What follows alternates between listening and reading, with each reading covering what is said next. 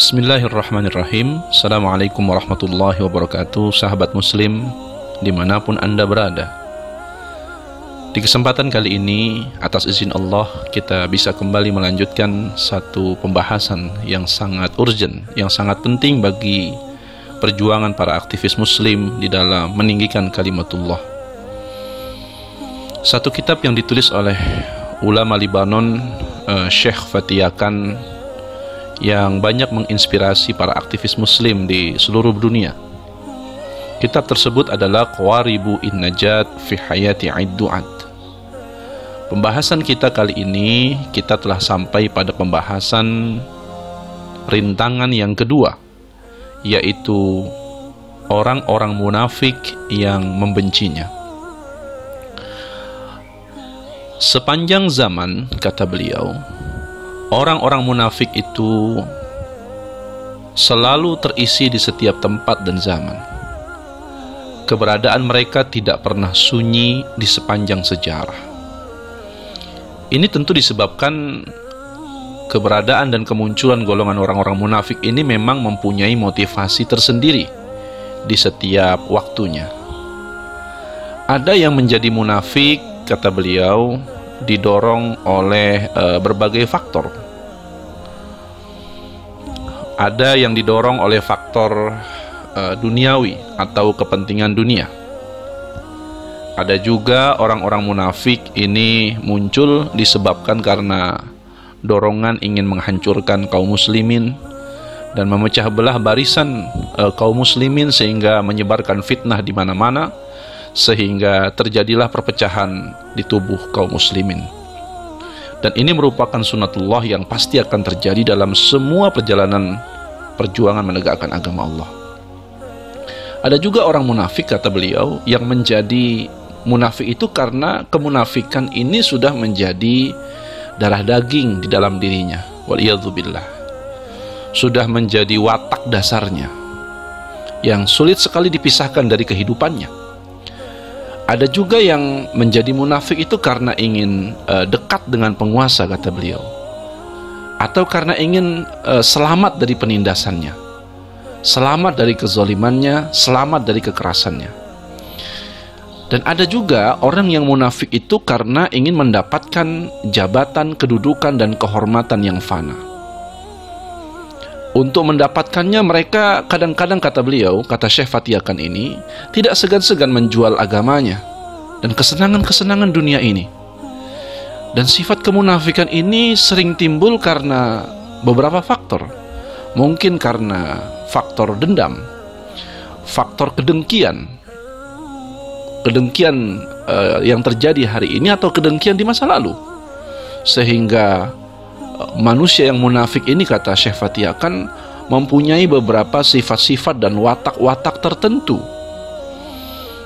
Oleh Rasulullah SAW, sifat dan watak ini telah dijelaskan. Dan orang-orang munafik itu kaidahnya tentu definisinya sebagaimana yang digambarkan oleh Al-Imam Hasan Al-Basri.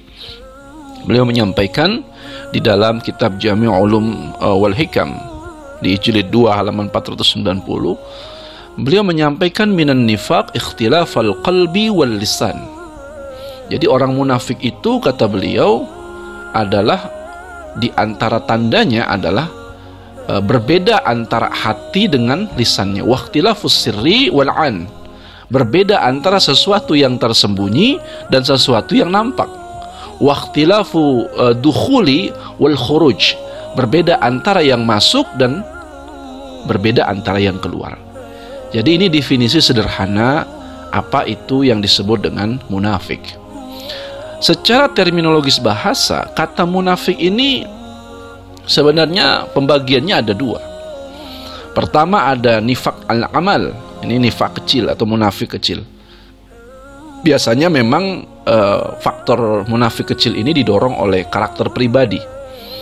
Sehingga memang kalau kita lihat di dalam keterangan hadis-hadis Nabi SAW, misalnya hadis yang diriwayatkan oleh Abdullah bin Amr bin As, Nabi SAW bersabda, arba'um man kunna fihi kana munafiqan khalisan. Ada 4 tanda, kata Nabi, jika seorang itu memiliki 4 tanda ini, maka dia disebut munafik tulen. Wa man kanat fihi haslatun minhunna kanat fihi haslatun minan nifaq. Yang pertama kata beliau, ciri-ciri orang munafik itu jika mereka diberi amanat, mereka itu khianat. Jika mereka berbicara, mereka itu berdusta. Wa idza haddatsa kazzaba. Wa idza ahada ghadara. Jika membuat janji, dia suka tidak memenuhinya atau ingkar janji. Wa idza khasama fajara. Yang keempat kata Nabi, ciri-ciri munafik tulen itu jika dia berselisih, kadang-kadang dia berbuat zalim. Apalagi seorang rakyat, seorang bawahan, dia berselisih dengan penguasa dan penguasanya ini mampu mengeluarkan satu kebijakan-kebijakan yang membuat orang ini menjadi sengsara, itu akan bisa dilakukan. Jika mereka berselisih, kata Nabi, wa idza khasama fajara, dia akan berbuat jahat. Dia akan memanipulasi, dia akan berbuat segala-galanya. Yang penting orang yang berselisih dengannya itu menderita, sengsara, dan lain sebagainya. Jadi gambaran yang disebut Nabi ini sebenarnya adalah tipe-tipe munafik yang memang secara karakter memang semua mukmin kadang-kadang ada, tetapi kategorinya adalah munafik al-amal. Dia hanya sebatas munafik kecil yang tidak mengeluarkan pelakunya dari Islam. Nah, kalau yang kedua adalah nifakul kufri atau munafik akbar. Ini mengeluarkan pelakunya dari agama Islam, dan biasanya kalau ini ada kepentingan-kepentingan tertentu, ingin menjalankan program orang lain, sehingga tujuannya adalah memecah belah kaum muslimin. Kita lihat misalnya ada kasus di zaman Nabi SAW, tersebarnya satu berita dusta yang kemudian ini digoreng oleh orang-orang munafik sedemikian rupa. Kadang persoalan yang kita pandang kecil, kita pandang sederhana, yang sebenarnya andai tidak ada orang munafik di dalamnya, sebenarnya antar sesama mukmin itu amat sulit sekali dipecah belah, karena mereka sudah punya prinsip-prinsip persatuan. Mereka sudah punya prinsip-prinsip ukhuwah yang jika dipahami dengan baik, maka antar mereka tidak akan muncul kebencian. Tetapi yang membuat kebencian itu muncul di antara kaum muslimin itu adalah karena tukang gorengnya itu lebih banyak dibandingkan berita kecilnya itu. Contohnya adalah kasus hadisul ifqi, di mana saat itu Nabi SAW di dalam perang Bani Mustaliq, itu Nabi SAW dengan pasukannya tidak dengan sengaja meninggalkan istrinya yang bernama Ibunda Aisyah. Dan saat itu Ibunda Aisyah kelelahan habis mencari kalungnya yang hilang dan tertidur. Sepulang dari situ, kemudian Ibunda Aisyah menyadari bahwa dia tertinggal dari pasukan yang banyak, dan dia juga menyadari bahwa ada pasukan penyisir pasti. Karena itulah Ibunda Aisyah merasa tenang. Maka saat tertidur itulah Ibunda Aisyah lewatlah Safwan bin Mu'attal. Begitu melihat Ibunda Aisyah, Safwan kagetnya luar biasa, sambil mengatakan innalillahi wa inna ilaihi rajiun. Ummahatul Rasulillah, istri Rasulullah, atau ummahatul mukminin, istri Rasulullah. Karena Safwan mengenali Aisyah saat itu belum turun ayat tentang hijab, sehingga Safwan tahu bahwa itu adalah Ibunda Aisyah.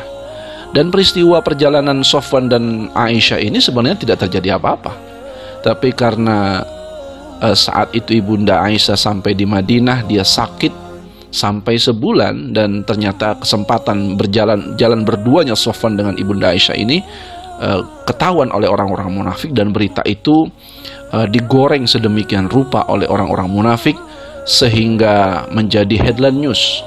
Bahkan hampir-hampir para sahabat itu yang terkenal kesolehannya, ketakwaannya, zuhudnya, ahli ibadahnya, mereka hampir-hampir terbelah menjadi dua, bahkan sudah menjadi dua.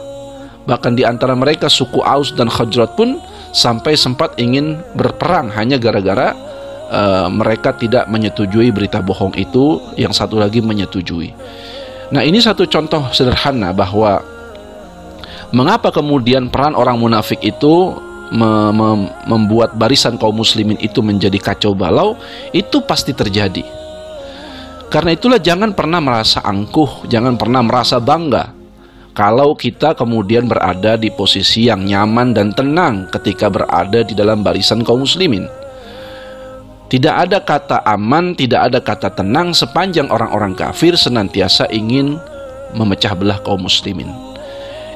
Dari sinilah kemudian berita-berita bohong itu tersebar sedemikian rupa sampai kemudian puncaknya Allah menyelamatkan jamaatul muslimin saat itu yang dipimpin Rasulullah SAW, karena pasti jamaah itu tidak akan terbelah. Pasti jamaah itu Allah akan selamatkan. Jamaah yang suci ini tidak akan pernah porak-poranda karena makar orang-orang munafik itu. Oleh karena itu, di bagian pertama ini kita sudahi terlebih dahulu. Semoga kitab yang ditulis oleh Syekh Fatih Akan ini bisa kita lanjutkan kembali pembahasannya di bagian yang kedua nanti, setelah pembahasan kitab ini yang terkait dengan rintangan orang-orang para juru dakwah. Yang kedua adalah orang-orang munafik yang membencinya. Mudah-mudahan kita semua mendapatkan faidah. Barakallahu fikum. Assalamualaikum warahmatullahi wabarakatuh.